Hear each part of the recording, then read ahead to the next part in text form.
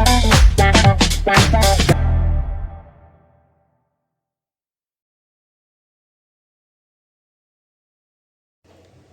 Student, the fundamental unit of life part 9। इससे पहले के जो लेक्चर हैं उसमें आपने सेल के स्ट्रक्चर, सेल में प्रेजेंट वर्किंग ऑर्गेनल्स के बारे में स्टडी किया था। अब हम ये एनसीईआरटी का फर्स्ट पेज का ले रही हूँ मैं, और इसको मैंने लास्ट में इसलिए लिया, ये मेरा लास्ट लेक्चर है इस चैप्टर का।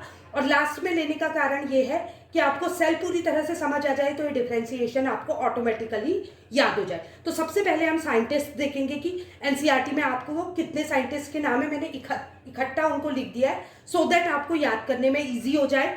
तो देखिए, पहले मैं सन याद करवाती हूँ, 16 और 16, बाकी सारे 18 वाले हैं। तो 16 और 16 में 6 से ही 65 है और उसके बाद 9 का गैप है, ठीक है। अब उसके बाद आ जाते हैं रॉबर्ट ब्राउन, 18 वाले। 18 में 31 है, 31 में 8 प्लस किया तो 39 बना, और 38 उससे एक कम, फिर एक ज़्यादा 39 और 55। कुछ ट्रिक से आप याद कर सकते हैं, जैसे 31 में 8 प्लस किया 39, एक कम किया 38, फिर एक ज़्यादा किया 39 एंड 55। अब आ जाते हैं नाम कैसे याद करेंगे। रॉबर्ट एंड रॉबर्ट, एक हुक है एक ब्राउन है। सबसे पहले सेल की खोज की थी, सेल को नाम दिया था, डेड सेल में खोजा था रॉबर्ट हुक ने, और उसके बाद लिविंग सेल में L for living, L for UN hook ने। और उसके बाद आते हैं रॉबर्ट ब्राउन, जिनने सेल के सेंटर में न्यूक्लियस का प्रेजेंट होना बताया। पी फॉर पर्किंजे ने प्रोटोप्लाज्म के बारे में बताया, जो कि फ्लूइड सब्सटेंस सेल में प्रेजेंट रहता है। स्लीडन और शॉन ने सेल थ्योरी को एक्सप्लेन किया और सेल को बेसिक यूनिट ऑफ लाइफ बताया। उसके बाद लास्ट में वर्कोव ने बताया था कि एक सेल से ही, जो पहले से एग्जिस्ट सेल होता है, उससे ही नए सेल पैदा होते हैं। और इनकी स्टडी में सबसे ज़्यादा जो इवोल्यूशन हुआ था वो डिस्कवरी ऑफ इलेक्ट्रॉन माइक्रोस्कोप के कारण हुआ था, वो 1940 में हुई थी। एमसीक्यू में ये क्वेश्चन पूछे जा सकते हैं, इसलिए मैंने इसको एक ही पार्ट में कवर कर लिया। अब उसके बाद आते हैं नेक्स्ट टॉपिक में, shape and size of cell. तो ये बहुत सिंपल है, इसको मैं लेंदी नहीं खींचूंगी। ये रिलेट करता है किसी भी सेल का शेप या साइज, जैसे न्यूरॉन है, सेल आरबीसी है, रेड ब्लड सेल्स है, अदर सेल्स हैं, सारे सेल्स का साइज किससे रिलेट करता है? Relate to the specific functions they perform, जो काम वो करते हैं। जैसे लीवर में भी सेल प्रेजेंट रहता है, हमारे किडनी में भी सेल्स प्रेजेंट रहते हैं, स्किन में सेल्स प्रेजेंट रहते हैं, तो उनके फंक्शनिंग के हिसाब से सेल का साइज डिपेंड करता है, शेप और साइज, न कि ऑर्गेनिज्म के साइज के हिसाब से। मींस लिविंग ऑर्गेनिज्म, ऐसा जरूरी नहीं है कि हाथी जो है वो साइज में बड़ा है तो उसका सेल बड़ा होगा और चींटी का सेल छोटा होगा। सेल के साइज डिपेंड करते हैं उनकी फंक्शनिंग के अकॉर्डिंग। अब types of cell, cell 2 types के होते हैं, prokaryotic cell and eukaryotic sales.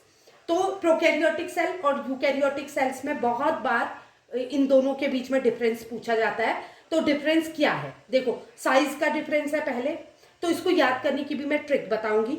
जिसका साइज छोटा है, तो छोटा साइज मतलब छोटे सेल में क्यों छोटा है? क्योंकि प्रोकैरियोटिक सेल यूनिसेलुलर ऑर्गेनिज्म में होते हैं, जिनमें कि एक ही सेल पाया जाता है, ज्यादातर एक ही सेल सारी फंक्शनिंग करते हैं, तो इनका साइज स्मॉल होता है, इनका साइज लार्ज होता है। दूसरा, क्योंकि यूनिसेलुलर ऑर्गेनिज्म में एक ही सेल होता है, तो उसमें जो होती है मेम्ब्रेन्स प्रॉपरली डिफाइंड नहीं होती हैं या प्रेजेंट नहीं होती है। तो पी वाले में प्रेजेंट नहीं है, नॉट प्रेजेंट। क्या? Nuclear membrane. इसमें न्यूक्लियर, इसके अपोजिट इसमें न्यूक्लियर मेम्ब्रेन प्रेजेंट रहती है। अब अगर न्यूक्लियर मेम्ब्रेन प्रेजेंट नहीं होगी तो न्यूक्लियर रीजन जो होगा, न्यूक्लियस को वेल डिफाइंड नहीं होगा, मतलब मिक्स हो जाएगा ना साइटोप्लाज्म के साथ। मैंने प्रीवियस उसमें स्ट्रक्चर बताया था, तो साइटोप्लाज्म है उसके बाद, तो दोनों के बीच में उनको सेपरेट करने वाला, दोनों कंटेंट को सेपरेट करने वाली मेम्ब्रेन होती है। मेम्ब्रेन प्रेजेंट नहीं होगी तो वेल डिफाइंड नहीं होगा, इसमें वेल डिफाइंड होगा। उसके बाद आता है जो सेल ऑर्गेनेल प्रेजेंट होते हैं, किसमें? साइटोप्लाज्म में। तो इनके सेल ऑर्गेनेल मोस्ट तो एब्सेंट रहते हैं प्रोकैरियोट्स में, और जो रहते हैं तो उनमें मेम्ब्रेन नहीं रहती है, मेम्ब्रेन बाउंड नहीं होती है। ये क्योंकि प्रॉपरली ऑर्गेनाइज्ड होते हैं, हर काम के लिए अलग अलग सेल प्रेजेंट होते हैं, तो इनके ऑर्गेनेल्स में भी क्या होता है? मेम्ब्रेन्स प्रेजेंट होती हैं, मतलब एक दूसरे से ये सेपरेट रहते हैं। उसके अतिरिक्त क्रोमोसोम्स, जो कि नए सेल को पैदा करने में या सेलुलर रिप्रोडक्शन में काम आते हैं। तो क्योंकि ये छोटा एनिमल है तो इसमें एक ही सिंगल क्रोमोसोम होता है, जबकि इसमें मोर देन 1 क्रोमोसोम्स पाए जाते हैं। आई होप आपको ये पूरा वीडियो पसंद आया होगा, और इसके साथ ही मैं the fundamental unit of life को आज कंप्लीट करने जा रही हूँ। अगर कोई टॉपिक छूटा हो तो कमेंट बॉक्स में मुझे लिखकर बताइए, मैं फर्दर एक्सप्लेन करूँगी। और अगर आप 1 घंटे, मैं इसकी गारंटी दे रही हूँ कि अगर आप 1 घंटे सिंसियरली सारे वीडियोस को स्टडी कर लें तो आपकी पूरी एनसीईआरटी का चैप्टर क्लियर हो जाएगा, जिसके लिए स्टूडेंट्स बहुत परेशान रहते हैं। इसमें मैंने बहुत मेहनत की है। अगर आपको वीडियो पसंद आया तो लाइक, सब्सक्राइब और शेयर करिए। Thank you.